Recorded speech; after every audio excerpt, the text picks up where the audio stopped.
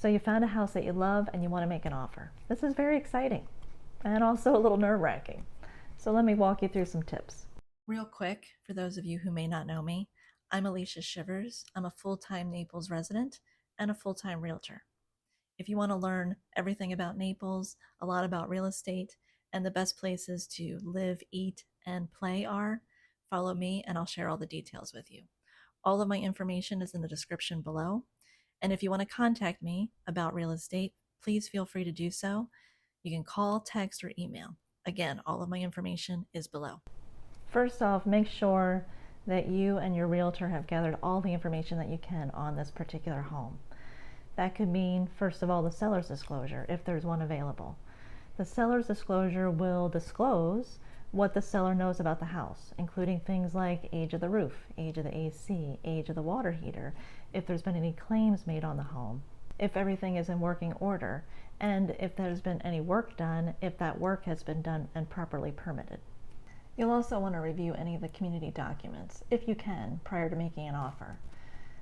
The community documents will give you information on things like whether or not your pet is allowed, if you can park your vehicle in the driveway overnight, what the rental restrictions might be, and if you're okay with those rental restrictions. And it just gives you another opportunity to review the community fees. Another thing to review before you make an offer is how the seller is turning over the property to the buyer, meaning is it coming turnkey, furnished, or unfurnished? Is the seller keeping any fixtures, furnishings, or appliances? Before you proceed with the paperwork, I always find it helpful for me as the buyer's agent to have a conversation with the listing agent just to find out if by chance we happen to be in competition with any other offers that are currently presented, or if there were any offers in the past, and try to find out why those didn't come together. Of course, once you've gathered all of this information, the next step is the paperwork. And the most important part is, what is your offer price going to be? Now, your buyer's agent should have prepared some sort of list of sales for you, recent sales within either that community or just within that general area, to give you an idea of what a reasonable offer would be on this particular home. But like I always tell people, it's not just about price, it's also about terms. So keep in mind where you're coming in on price and what your terms are, meaning how many contingencies are you coming to the seller with? Is it just the inspection contingency, which is fine? Or are you also coming in with a mortgage contingency?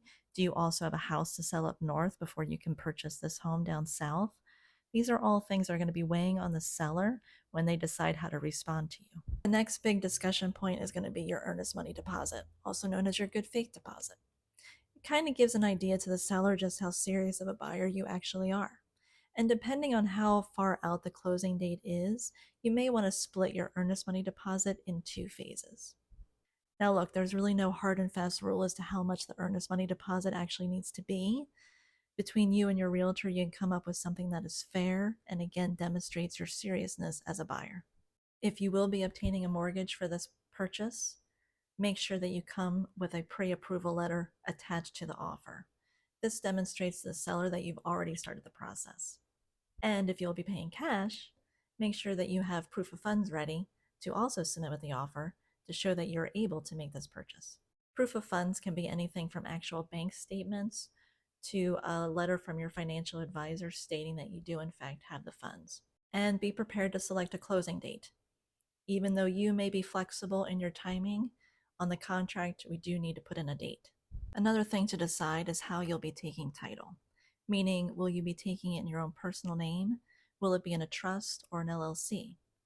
Now, you may be able to assign the contract during the transaction phase, but the fact is that if you know this beforehand, it makes things go much more smooth. If you are choosing the title company or the real estate attorney who will be handling the transaction for you, you need to put that into the offer paperwork. If you don't have personal experience with a title company or a real estate attorney here in town, your realtor should be able to make some recommendations for you. But I would suggest at least reaching out to those folks prior to making an offer so you have some sort of level of comfort with that company or attorney. They will be holding your earnest money deposit and they will be walking you through all the closing documents. These tips just brush the surface of what it takes to make an offer on a home here in Naples, Florida. With a realtor by your side, you can make the offer as appealing as possible, both in price and in terms, and hopefully reach a successful negotiation. If I can be of any assistance, please don't hesitate to reach out. All my contact information is below.